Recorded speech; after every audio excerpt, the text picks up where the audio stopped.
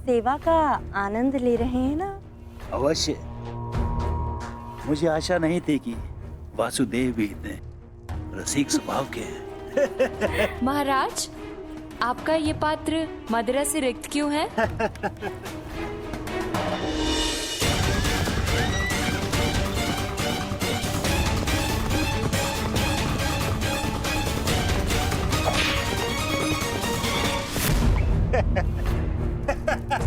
महाराज, हमसे क्या भूल हुई? अभी तो आप युद्ध का आनंद उठाते रहे, लेकिन हमें भी तो आप अपनी सेवा का आनंद लेने दीजिए।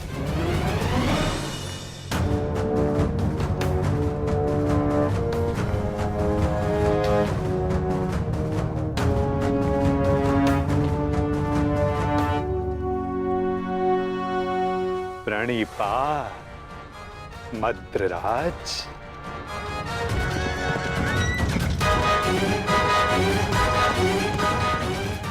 आशा करता हूं कि इस वासुदेव से अतिथि सत्कार में कोई त्रुटि ना रह गई हो। नहीं नहीं वासुदेव, ये तो मेरे जीवन का सबसे उत्तम सत्कार था। मैं अति प्रसन्न हूँ कि ये युद्ध मैं आपकी तरफ से लड़ रहा हूँ, और युद्ध के पश्चात मैं एक बार फिर से ये सत्कार लेना चाहूंगा।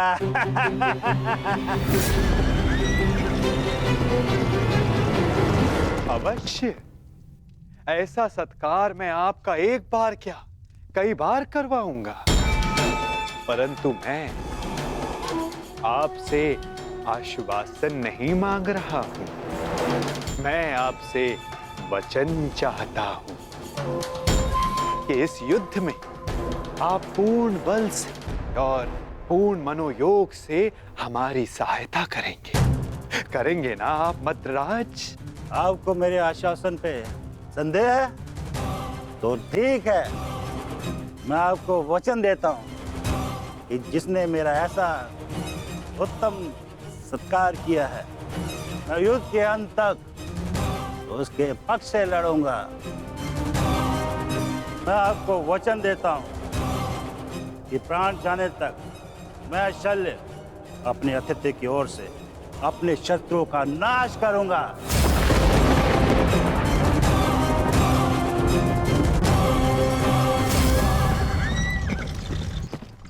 उत्तम, अति उत्तम। धन्यवाद मद्रराज, धन्यवाद। धन्यवाद मद्रराज, धन्यवाद।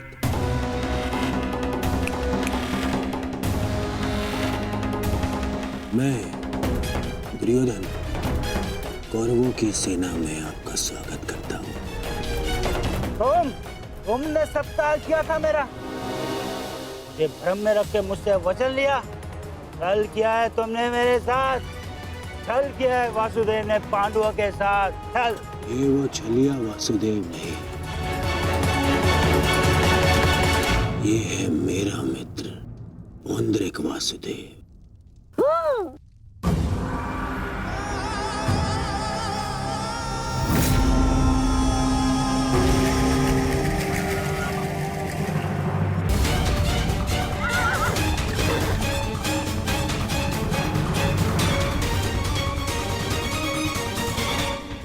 ये मामा श्री की सेना कौरवों के शिविर की ओर क्या कर रही है? ज्येष्ठ, ये सोचने का नहीं, बढ़ने का समय है। मैं तुम सबको महाराज शांत हो जाइए, शांत। आपने तो वचन दिया है, तो अब आपको कौरवों की ओर से ही लड़ना होगा, और युद्ध के नियमानुसार अपने ही पक्ष के योद्धा पर प्रहार नहीं करते मद्रराज, हैं? तो आइए, कौरव दल में आपका मैं शकुनी महारथी शल्य का स्वागत करता हूँ। तुम सब ने छल किया है, छल। देख लूंगा तुम्हें सबको। मामा श्री, ये सब क्या हुआ?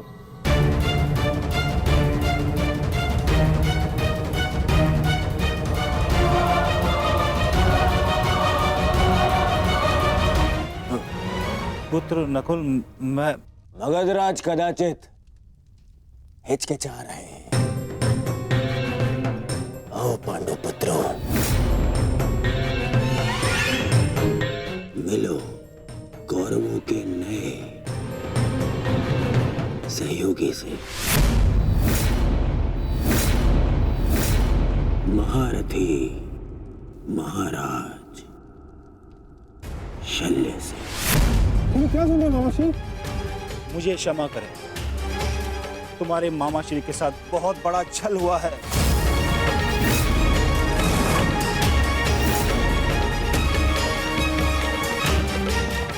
मुझे भ्रम में रखकर वचन लिया गया है मुझसे। भ्रम से ही सही, परंतु आप वचन के भार से बद्ध है मद्रराज। दुर्योधन, तुमने हमारे साथ छल किया है। मामाश्री ने सबसे पहले हमें आश्वासन दिया था। शांत विकोदर, शांत। पांडवों को आश्वासन मिला था, परंतु कौरवों को वचन मिला है विकोदर, वचन। और वचन वचन होता है, उसे तोड़ा नहीं जा सकता। परंतु यदि महाराज शैल्य वचन भंजक होने का कलंक अपने मस्तक पर लेना चाहते तो वो यहां से जा सकते हैं। परंतु युधिष्ठिर, तुमने तो इस युद्ध को धर्म युद्ध का नाम दिया है, तो क्या तुम अपने मामा का वचन भंग करने का अधर्म अपने मस्तक पर लेना चाहोगे? बोलो युधिष्ठिर।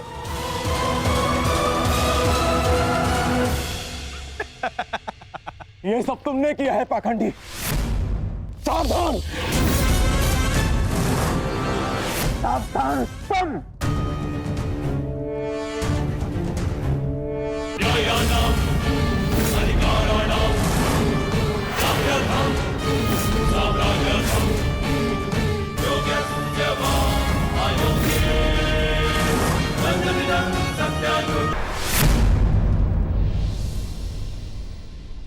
रुक जाओ दुर्योधन। नहीं मामाश्री, आज मेरे मत आइए। बहुत हो गया, बहुत हो गया इन पांडवों का। आज अभी और इसी क्षण इन पांडवों को और इस युद्ध को समाप्त कर दूंगा मैं। और मुझे भी कोई कारण नहीं दिखता कि मैं तुम दोनों को अभी उसी समय समाप्त न कर डालूं। कारण है मेरे पास भीम, है कारण, परंतु वो कारण मैं तुम्हें नहीं बताऊंगा, तुम्हारे ज्येष्ठ भ्राता युधिष्ठिर को बताऊंगा। क्यों धर्मराज, आप तो स्वयं धर्म के प्रतीक हैं। आपसे ऐसे अधर्म की आशा नहीं की थी मैंने। और धर्म आपने किया है मामाश्री। आपने मामाश्री शल्य को अपनी चाल में कोई छल नहीं किया, कोई अधर्म नहीं किया है मैंने।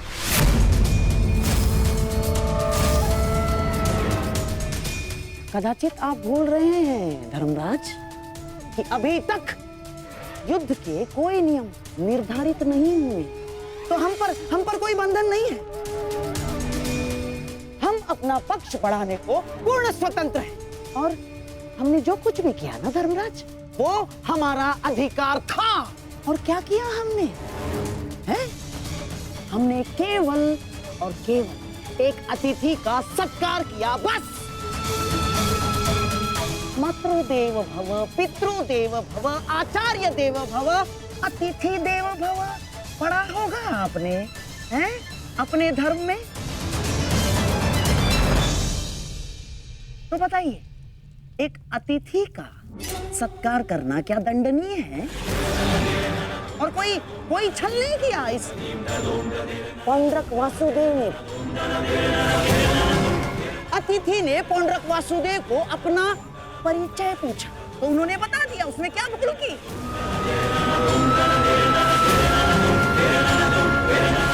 और हाँ, आपके मामा श्री शल्य पर हमने कोई दबाव नहीं डाला। ना ना ना ना ना ना, बिल्कुल दबाव नहीं डाला। अपितु हमारे आतिथ्य से प्रसन्न होकर हमारे साथ रहने का उन्होंने हमें वचन दिया स्वयं।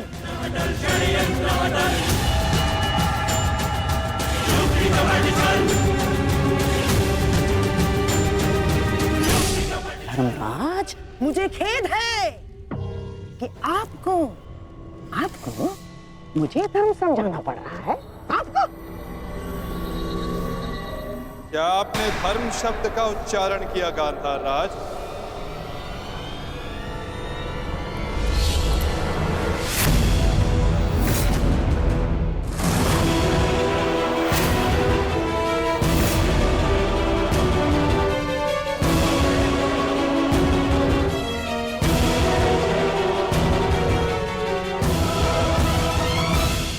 धर्म अधर्म का ज्ञान आपके मुख से सुनकर आश्चर्य हुआ।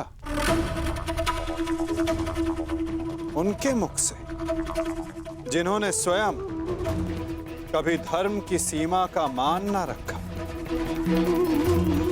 न राजभवन में, न उत्तराधिकारी के चुनाव में,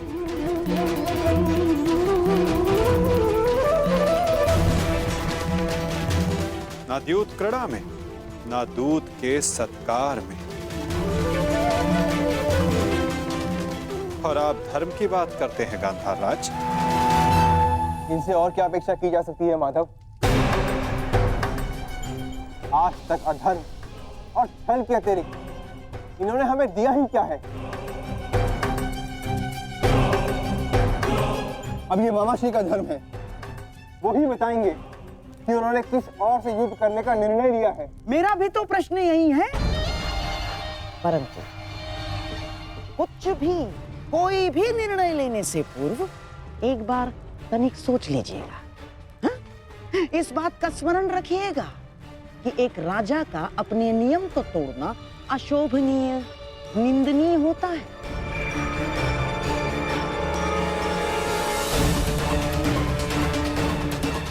कैसे आपकी प्रजा आपका सम्मान करेगी जो राजा अपने दिए हुए वचन को तोड़ देता है, दिए हुए वचन से पलट जाता है?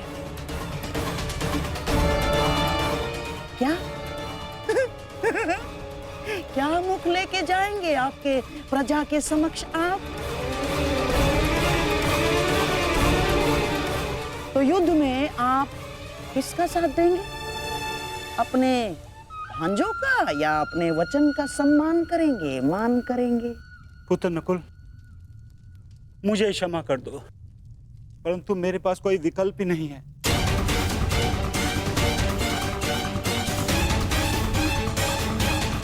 मुझे अपने वचन के मान के लिए इन कौरवों का पक्ष चुनना ही होगा।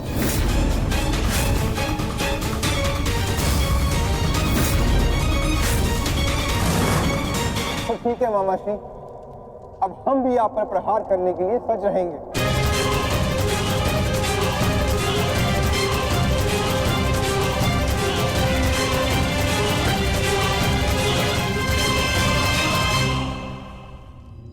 आपको इस निर्णय का गंभीर परिणाम भुगतना होगा। ये मेरी प्रतिज्ञा है।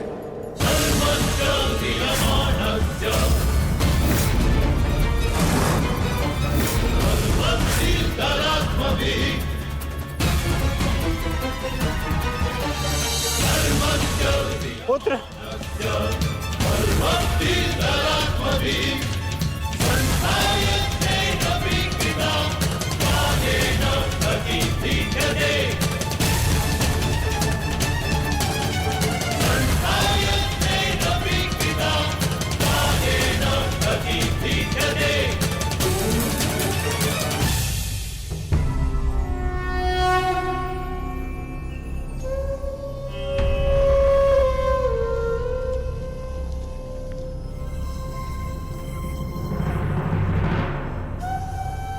चलिए, तू कहां चल दिया? चलिए कृष्ण।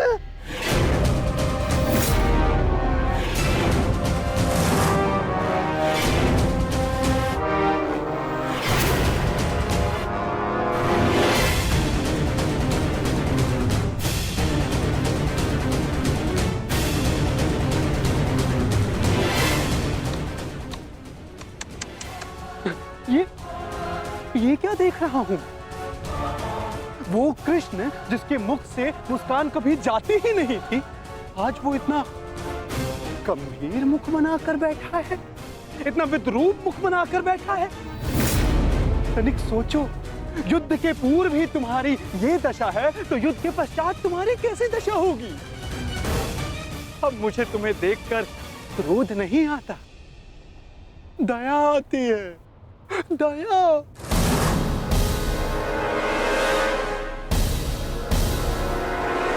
तुम्हारी सेना तुम्हारी नहीं रही, तुम्हारा पुत्र, उसने भी तुम्हारा साथ नहीं दिया।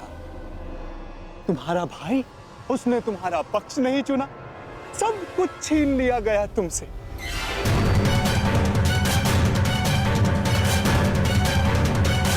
अरे हाँ, मुझे तो अभी स्मरण हुआ, तुम तो बड़ा मायावी बनते हो ना, तो क्यों नहीं रोक लेते ये सब? हाँ, रोक लो, रुको।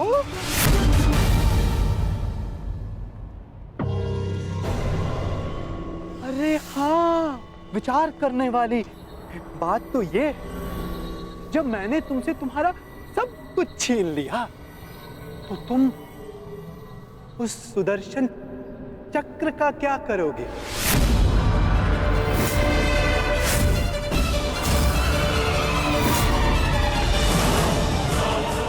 क्या करोगे तुम उस सुदर्शन चक्र का? मेरी वस्तु मुझे वापस दे दो, मुझे मेरा सुदर्शन चक्र वापस दे दे पाखंडी कृष्ण। बस पाखंडी, मत भूल तू किसके समक्ष खड़ा है। चांद, चांद बालक, चांद, ये मत भूलो, जब दो महापुरुष अति मानव वार्ता कर रहे हो, तो एक साधारण बाण चलाने वाले को मौन रहना चाहिए।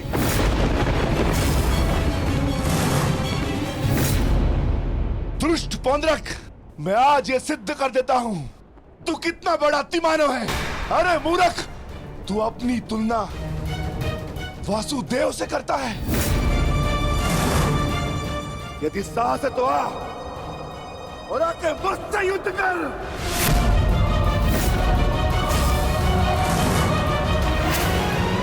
मूर्ख तो तुम पांडु पुत्र हो।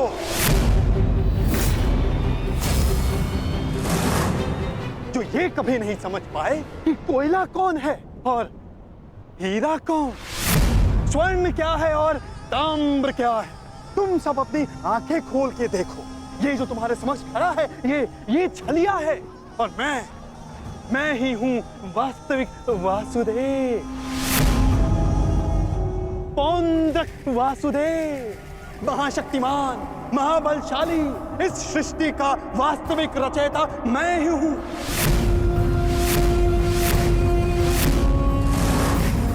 यदि मैं चाहूं तो तुम सबको एक क्षण में तुम सबका अंत कर सकता हूं। इसलिए मुझे मेरा अस्त्र उठाने के लिए पौंद्रक,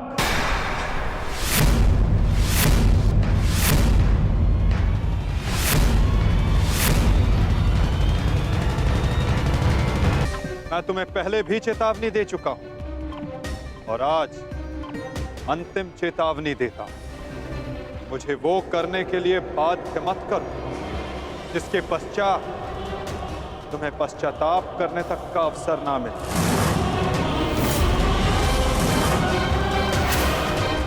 जाओ यहां से पौंद्रक।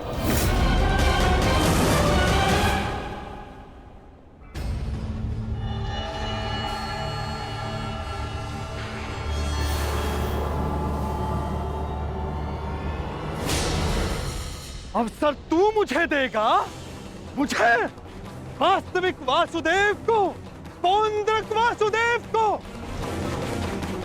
अवसर तो मैं तुझे नहीं दूंगा।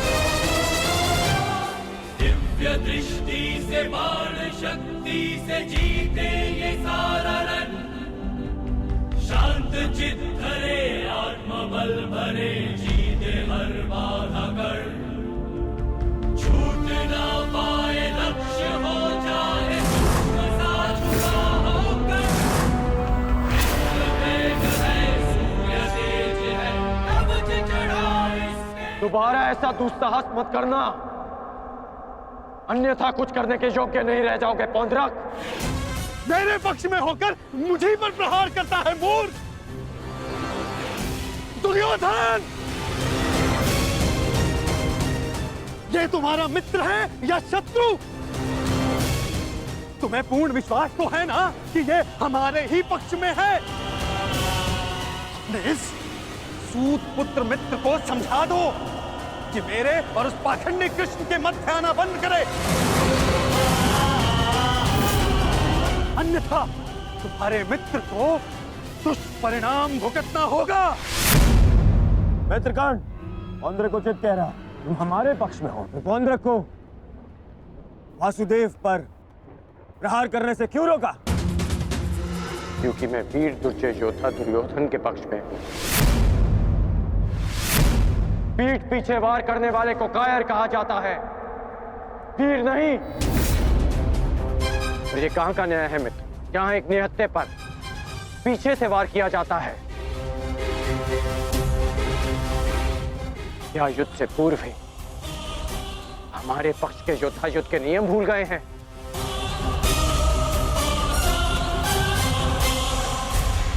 तुमने ऐसा सोचा भी कैसे? तुम इस भांति वासुदेव को वश में कर लोगे? सत्य को पहचानो मित्र, अपने नेत्र खोलो। नेत्र तो तुम्हारे बंद है मित्र। ये छलिया कोई अवतार नहीं है, केवल मायावी। शांति सभा में जो कुछ भी घटित हुआ केवल इस छलिए की माया थी, माया थी वो।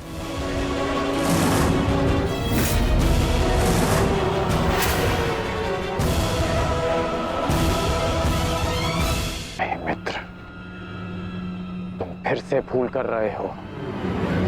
भूल तो दुर्योधन ने किया, तुझे अपने पक्ष में रखकर विश्वासघाती। सत्य का ज्ञान तो तुझे नहीं है, तू अपने नेत्र खोल के देख। दुर्योधन, ये विश्वासघाती इन पांडवों के साथ और इस छलिए कृष्ण के साथ जाकर मिल चुका है। इस छलिए कृष्ण की वाणी बोल रहा है, उसके वश में है ये। अपने कर्मों को वश में ना रख पाए, परंतु अपने शब्दों को विराम लगाओ पौंड्रक। विश्वासघाती और छलिए तो तुम हो, जो स्वयं को किसी और के रूप में ढालना चाहता है। तुम एक अस्तित्वहीन घृणित जीव हो, जिसके पास ना कोई सम्मान है और न स्वयं की पहचान। तो अब एक सूत पुत्र मुझे मेरी पहचान और मान का ज्ञान देगा? पहचान तो मैं तुझे गया। तूने पांडवों और इस कृष्ण के साथ मिलकर दोनों तरफ संधि की है। मित्र दुर्योधन, ये विश्वासघाती युद्ध में तुम्हें अवश्य हानि पहुंचाएगा।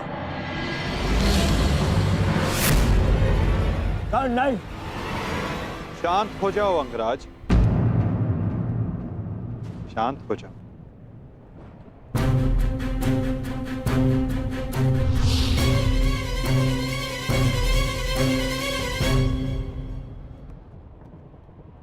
उचित ही तो कहा था पौंड्रक ने। आज मेरा हर अपना, मेरा हर संबंधी मेरे विपक्ष में खड़ा है, और अब तो मेरा नाम भी मेरा नहीं रहा, उसे पौंड्रक ने ले लिया। सत्य कहा तुमने पौंड्रक, तुम्हें वो अवश्य मिलना चाहिए जिसके तुम अधिकारी हो।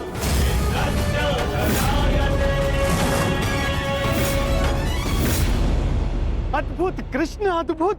आज प्रथम बार तेरे मुख से सत्य निकला है छलिए। तो अब मुझे वो सुदर्शन चक्र दे दे जिसका वास्तविक अधिकारी मैं हूं। दे मुझे वो सुदर्शन चक्र। ठीक है पौंड्रक, मैं इसी क्षण दोनों पक्षों को साक्षी मानकर तुम्हें वो देता हूं जिस पर तुम अपना अधिकार समझते हो।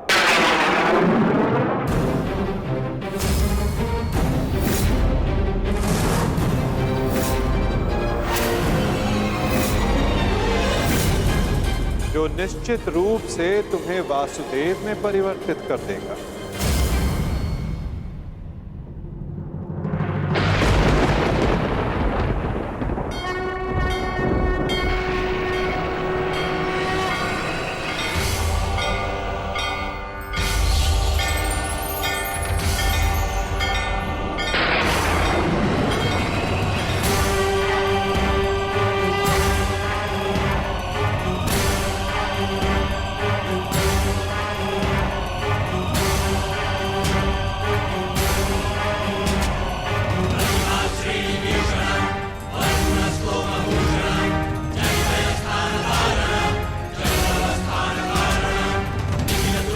ये लो पौंड्रक, वो अस्त्र जिसका वास्तविक वासुदेव के पास होना अनिवार्य है।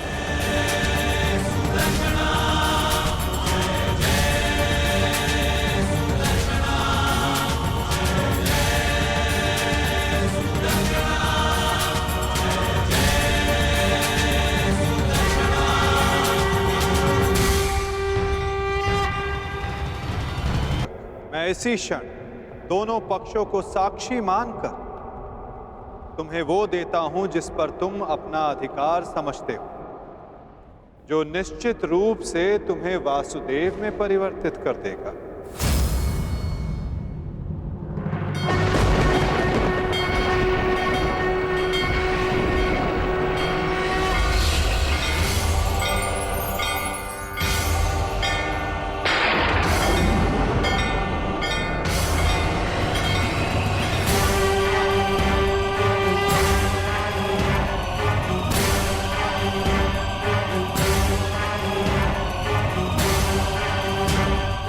ये लो पौंड्रक, वो अस्त्र जिसका वास्तविक वासुदेव के पास होना अनिवार्य है।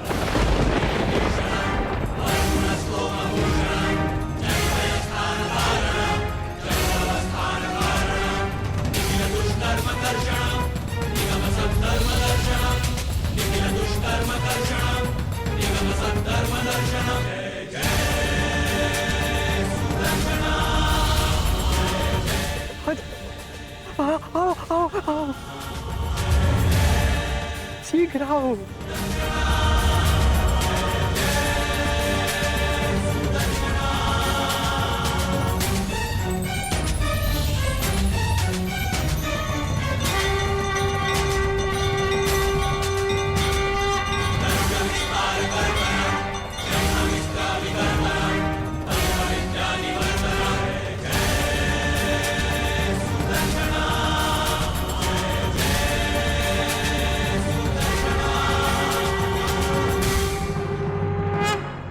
अंततः वो समय आ गया जिसकी मुझे बरसों से प्रतीक्षा थी। मुझे मेरा सुदर्शन चक्र मिल गया मुझे मेरा सुदर्शन चक्र। अब मुझे परास्त कोई नहीं कर सकता,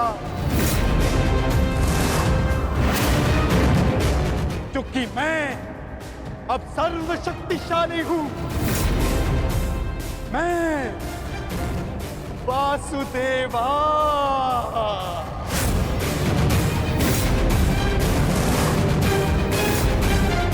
सुदर्शन चक्रधारी पौंड्रक वासुदेव।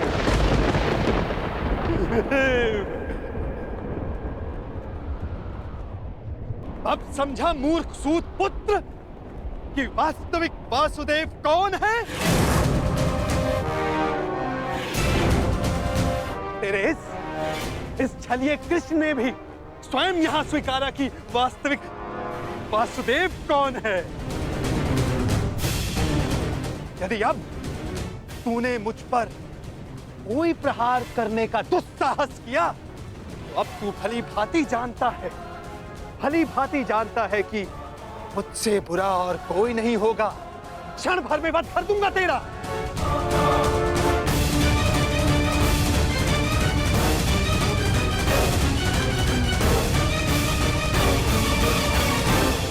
और तुम पांडु पुत्रों, अब तुम देख रहे हो ना कि सुदर्शन चक्र अब किसके हाथों में है।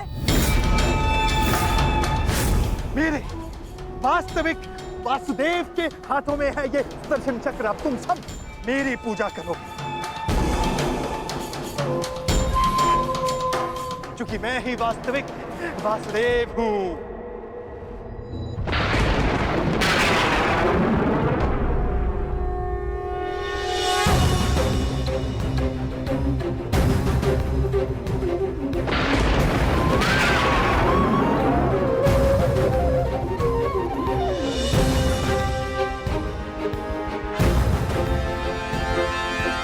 चक्र का भार क्यों बढ़ता जा रहा है?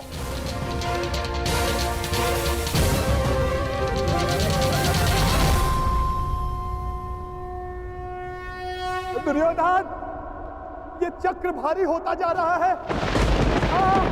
ये चक्र मुझे कुचल देगा।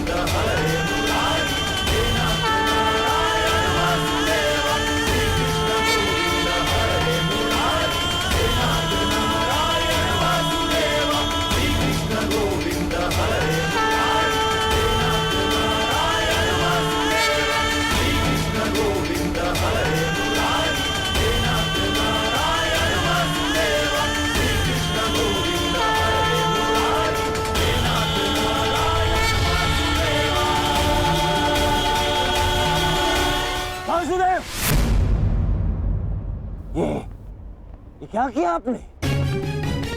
वध कर दिया, छल किया, फिर से छल किया आपने।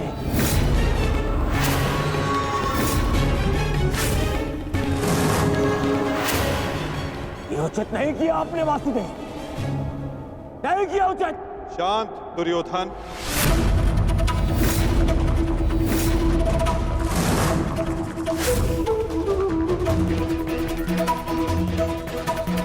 इतना क्रोधित क्यों हो रहे हो गांधारी नंदन? मैंने तो तुम्हारे मित्र को वो दिया जो वो मुझसे मांग रहा था। अब वो उसका भार नहीं सह पाया, ये मेरा दोष नहीं। औंद्रक ने अपनी मृत्यु का आवाहन स्वयं किया था दुर्योधन, और इसके लिए तुम्हें आक्रोश में आने की कोई आवश्यकता नहीं। क्रोध नहीं आएगा, क्रोध आना आवश्यक है। तुम्हें देखकर, इन पांडवों को देखकर, तुम्हारा छल देखकर,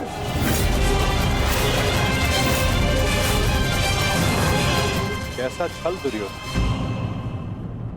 तुम्हारा मित्र पौंद्रक मेरा वेश धारण करता रहा, वो मेरी शक्ति, मुझे मिले सम्मान से आकर्षित हुआ। वो मेरे जैसा बनना चाहता था, परंतु वो ये नहीं समझ पाए कि शक्ति और सम्मान किसी का वेश धारण करने से, किसी का रूप धारण करने से नहीं मिलती। शक्ति और सम्मान मिलता है परिश्रम से, कर्मों से। यदि लौह को सुनहरे रंग से पोत दिया जाए तो उससे आभूषण नहीं बनते दुर्योधन। स्वर्ण बनने के लिए कड़ी अग्नि परीक्षा देनी होती है, कसौटी पर खरा उतरना पड़ता है दुर्योधन। और तुम्हारा मित्र सुदर्शन चक्र की कसौटी पर खरा नहीं उतर पाया। और अंततः उसने अपना नाश कर लिया।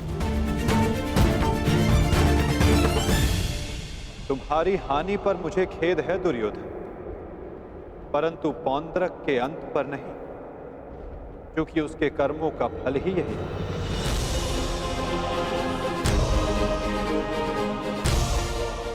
अब आज्ञा दे युवराज।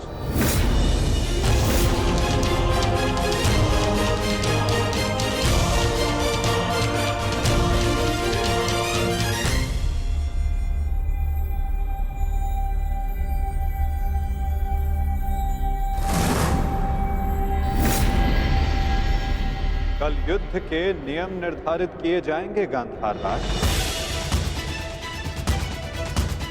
जब युद्ध क्रीड़ा में नियम निर्धारित किए जा रहे थे तब वहां मैं उपस्थित नहीं था, परंतु इस बार उत्सुक हूं ये जानने के लिए कि इस युद्ध में अपनी विजय के लिए आप क्या नियम बनाएंगे गांधार राज।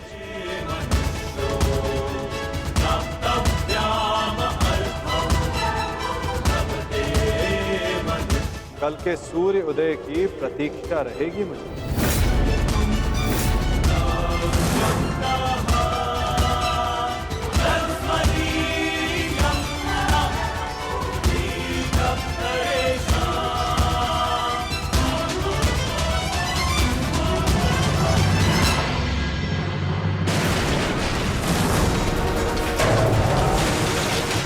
क्या हो गया? ये क्या कर रहे हो तुम?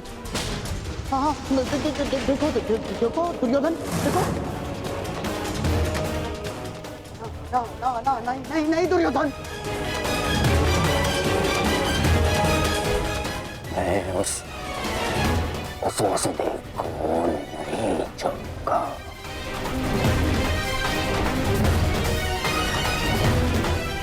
ना दुर्योधन को नहीं छोड़ूंगा। ये क्या कर रहे हो? क्या कर रहे हो तुम दुर्योधन? ईश्वर के लिए शांत हो जाओ। देखो कुछ नहीं होगा, मैं बता रहा हूँ, विश्वास रखो मुझ पर। आप शांत हो जाइए, अन्यथा मैं आपको शांत कर दूंगा। नहीं, देखो दुर्योधन। हाँ, शांत हो जाओ दुर्योधन। देखो तनिक सोचो, पौंड्रक के जाने से हमें कोई हानि नहीं पहुंची है दुर्योधन। इस संसार में हर कोई अपना एक प्रयोजन लेकर आता है और पौंड्रक ने भी यही किया। पौंड्रक का केवल एक ही प्रयोजन था कि वो मद्रराज शल्य को भ्रमित कर दे, और पौंड्रक ने अपने जीवन का प्रयोजन सिद्ध कर दिया है दुर्योधन।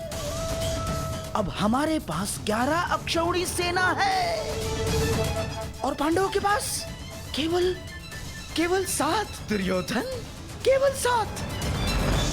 अब ये विलाप का समय नहीं है, उत्सव का समय है। उत्सव मनाओ। वो तो ठीक है मामा श्री, परंतु मैं उस वासुदेव का कौतुक भुला नहीं पा रहा हूं।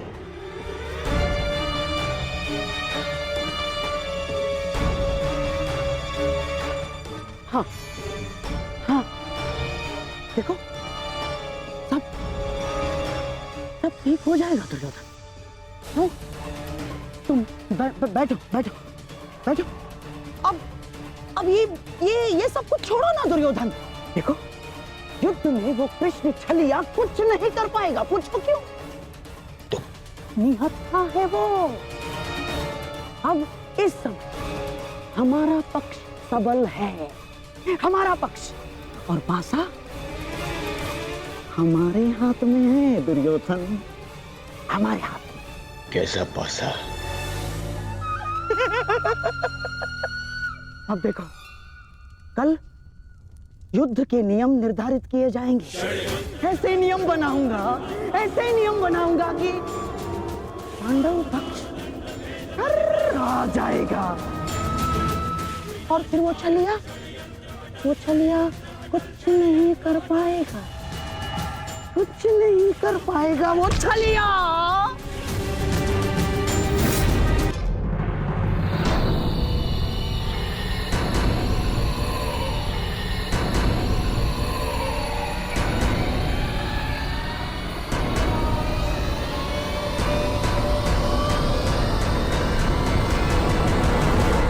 तो सभा में उपस्थित सभी महायोद्धाओं को शकुनी का प्रणिपात स्वीकार हो।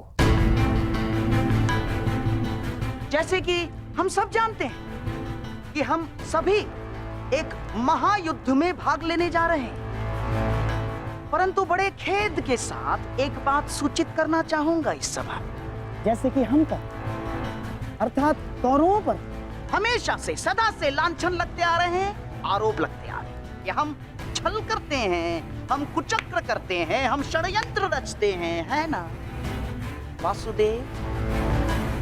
चाहे वो युद्ध हो या द्यूत। इसीलिए आपके मन से वो भ्रम निकालने के लिए इस खुली सभा का आवाहन किया गया है। तो वासुदेव, क्या आपकी अनुमति है? एक चतुर गुरु जब गुरुकुल से कुछ समय के लिए बाहर जाए तो वो आश्रम के सबसे योग्य शिष्य को उसका उत्तरदायित्व कभी नहीं देता। वो आश्रम के सबसे नटखट शिष्य को ही इसका उत्तरदायित्व सौंपता है। क्योंकि जब बिलाव को माखन की रखवाली के लिए स्वयं बिठा दिया जाए तो किसका साहस कि वो माखन चुरा सके। अर्थात आपको भी अनुमति अवश्य है गांधार राज।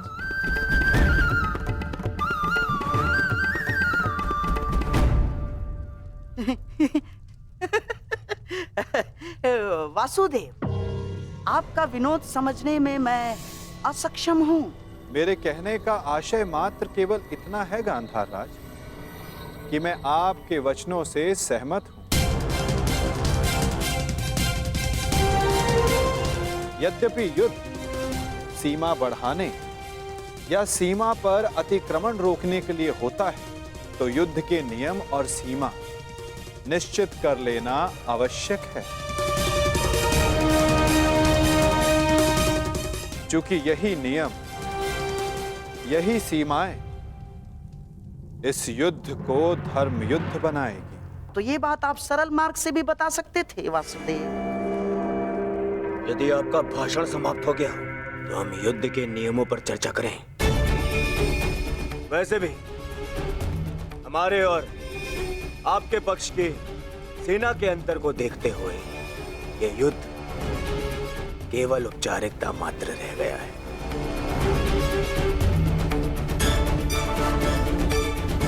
नियम बने या ना बने, हमारी विजय निश्चित है।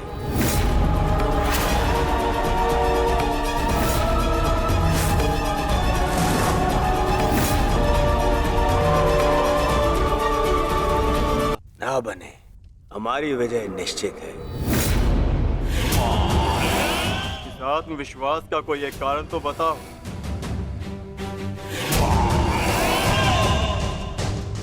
खाता दुर्योधन, एक नहीं, दो नहीं, तीन कारण बताता हूं, जो समझ आए चुन लेना।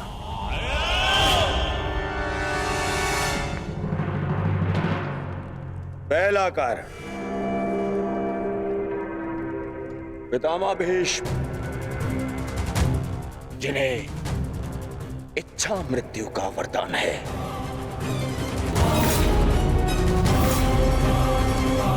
दूसरा कारण,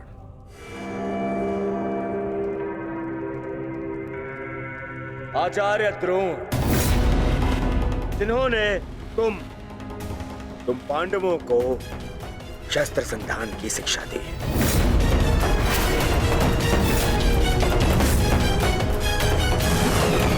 क्या इनके धनुष को काट सकने का समर्थ है तुम में से किसी के पास भी?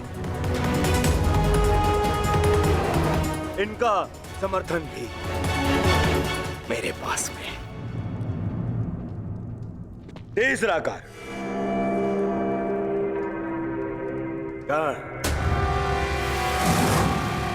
ब्रह्मास्त्र, ब्रह्मांडास्त्र और ब्रह्मशिरास्त्र जैसे अस्त्रों से सज्जित है मेरा मित्र कर्ण, जिसका बाण तुम्हें विजय प्राप्त करने नहीं देगा और जिसका कवच मुझे पराजित नहीं होने देगा।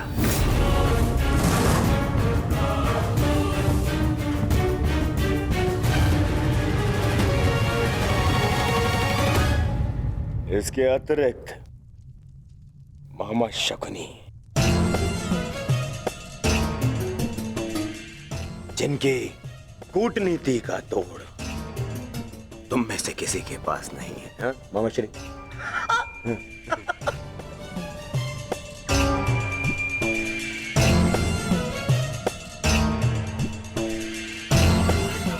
भद्रराज शैल्य, नारायणी सेना, अब अरे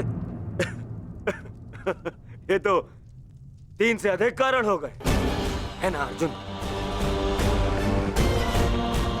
जिसके पास इतने सारे कारण हो उसे कौन पराजित कर सकता है?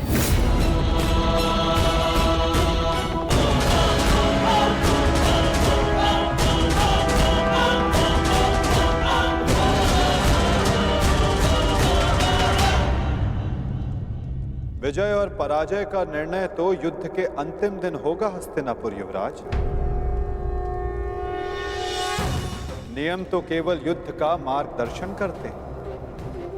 अंत में कौन कितनी सीमा में रहता है और किसे सीमा तोड़ने का दंड मिलेगा,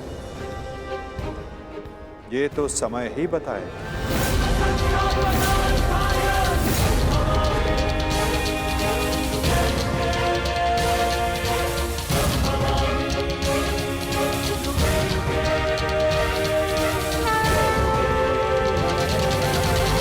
पराजय का निर्णय तो युद्ध के अंतिम दिन होगा हस्तिनापुर युवराज। नियम तो केवल युद्ध का मार्गदर्शन करते हैं। अंत में कौन कितनी सीमा में रहता है और किसे सीमा तोड़ने का दंड मिलेगा, ये तो समय ही बताएगा। उचित है वासुद, परंतु मैंने जो कारण गिनवाए, क्या उसका उत्तर किसी के पास है? अर्जुन, भीम, युधिष्ठिर, किसी के पास उत्तर नहीं है। उत्तर मेरे पास है दुर्योधन।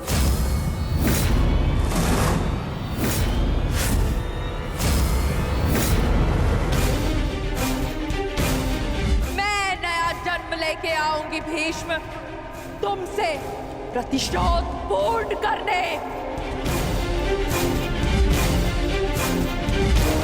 देवी अंबा,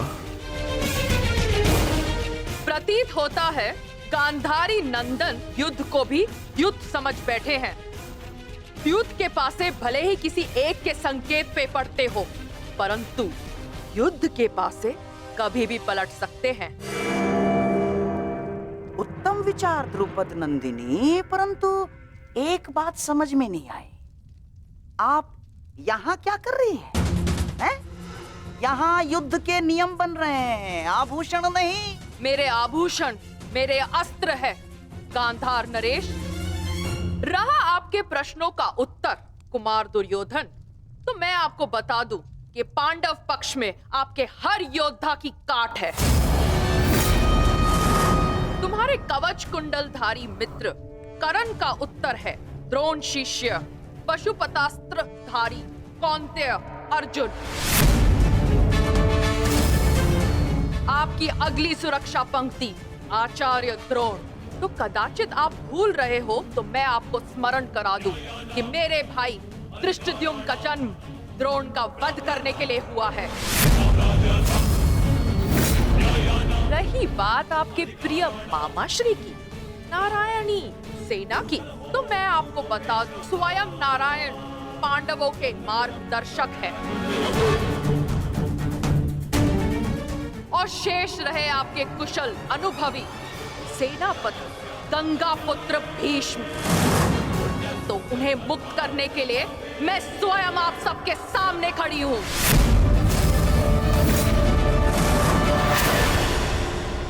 महाबली बलि भीष्म को संसार भीषण से भीषण अपनी प्रतिज्ञा से जानते हैं, तो उन्हें यह प्रतिज्ञा भी निभानी होगी कि वो मेरे सामने शस्त्र नहीं उठाएंगे। तो कौरव दल, स्वागत कीजिए पांडव पक्ष के सेनापति वीरांगना शिखंडिनी का। अद्भुत पांचाल कुमारी, अद्भुत। परंतु यह समय युद्ध की ललकार देने का नहीं है। यहां हम युद्ध के नियम निर्धारित करने के लिए बैठे हुए हैं, इसीलिए आप अपना स्थान ग्रहण करें। तो अब बिना किसी विलंब के युद्ध के नियम निर्धारित करने के लिए चर्चा की जाए। जैसे कि कुरुकुल की रीति रही है कि सदैव सबको समान अवसर दिया जाए, इसीलिए युद्ध के नियम निर्धारित करने के लिए भी हम कौरवों की तरफ से सभी उपस्थित महायोद्धाओं को नियमों का सुझाव देने का समान अवसर दिया जाएगा।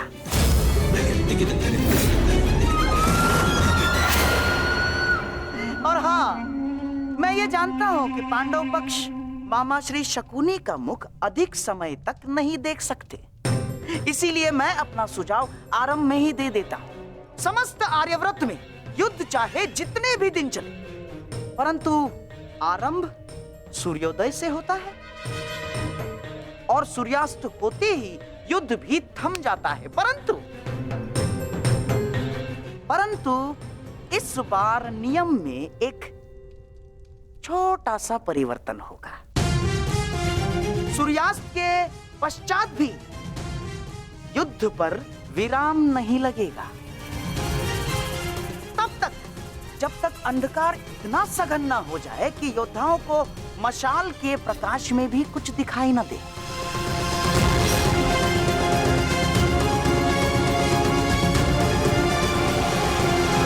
स्वीकार है, परंतु स्मरण रहे मामाश्री, यह नियम सब पर प्रभावी होगा। जब तक अंधकार में मैं देखने में असक्षम न हो जाऊं, मैं प्रहार करता रहूंगा। और स्मरण तो आपको है कि अंधकार में भी अर्जुन अपने लक्ष्य से कभी नहीं चूकता। मेरा भी एक सुझाव है। युद्ध में घायल या लड़ने में असमर्थ या निरस्त्र हुए योद्धा पर विपक्षी प्रहार नहीं करेगा। अति उत्तम मित्र, हमें स्वीकार है। अद्भुत अंगराज, आपका न्याय दर्शन तो सराहनीय है। हमें आपका ये नियम स्वीकार है। समान पद वाले योद्धा समान पद के योद्धाओं से द्वंद्व करेंगे। रथी रथी से द्वंद्व करेंगे, महारथी महारथी से द्वंद्व करेंगे, अश्वरोही से अश्वरोही द्वंद्व करेंगे और गजरोही से गजरोही द्वंद्व करेंगे। एक योद्धा केवल एक योद्धा से युद्ध करेगा। गुट बनाकर कोई भी किसी एक पर आक्रमण नहीं करेगा, किसी के पीठ पीछे कोई प्रहार नहीं करेगा।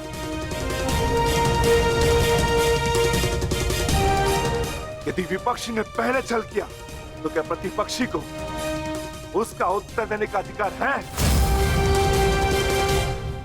वो योद्धा की सोच पर निर्भर करता है विकोदर। एक महत्वपूर्ण नियम, इस युद्ध में वही योद्धा एक दूसरे का सामना कर सकता है जिसके पास समान रूप से अस्त्र, शस्त्र और शक्ति होगी। दुर्बल पर प्रहार करना निषेध होगा। और इस युद्ध में गदाधारी गदा युद्ध के नियम से और धनुर्धर धनुर्शस्त्र के युद्ध से युद्ध करेंगे। और सबसे महत्वपूर्ण नियम, इस युद्ध में किसी भी प्रकार का छल, कुचक या षड्यंत्र नहीं होगा। स्मरण रहे। हमें स्वीकार है।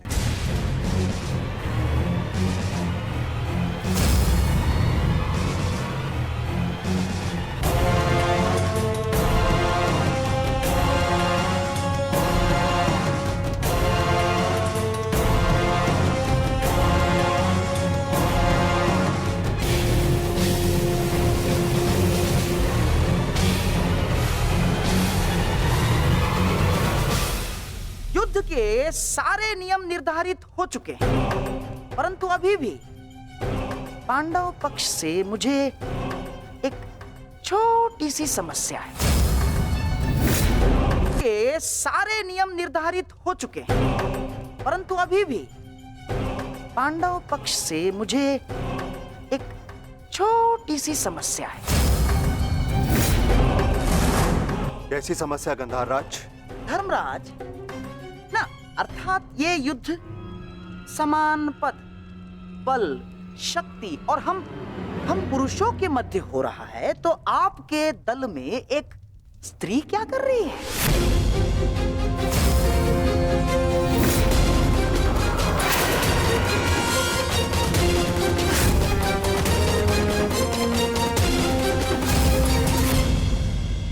ना, पुरुषों के युद्ध में एक स्त्री का भाग लेना युद्ध के नियमों के विपरीत है धर्मराज। ये नियम आप जैसे द्रुत पुरुषों ने बनाए हैं, जो स्त्री को तुच्छ मानते हैं, केवल वस्तु मानते हैं।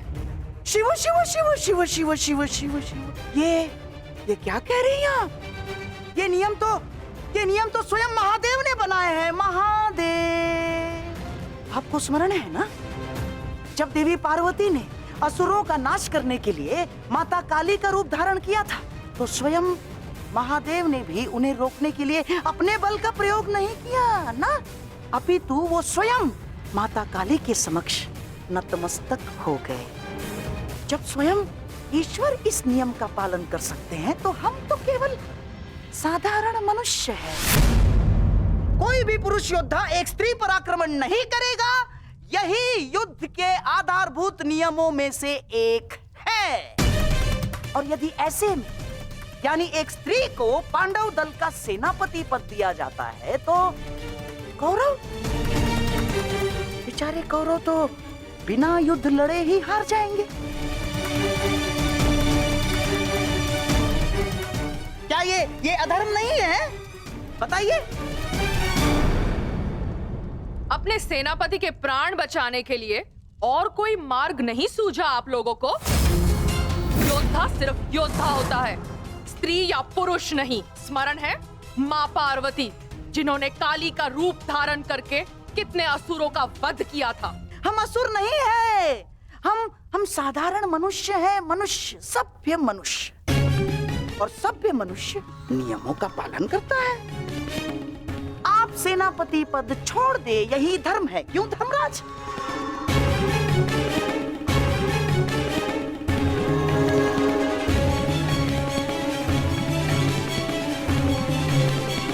हाँ, तो सबके समक्ष युद्ध के सभी नियम निर्धारित हो चुके हैं। हाँ, परंतु अभी भी किसी के मन में शंका कुशंका हो, तो यहाँ अपने विचार प्रकट कर सकते हैं।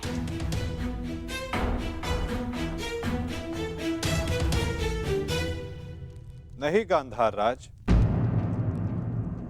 इस सभा में बनाए सभी नियम और उपनियम हमें स्वीकार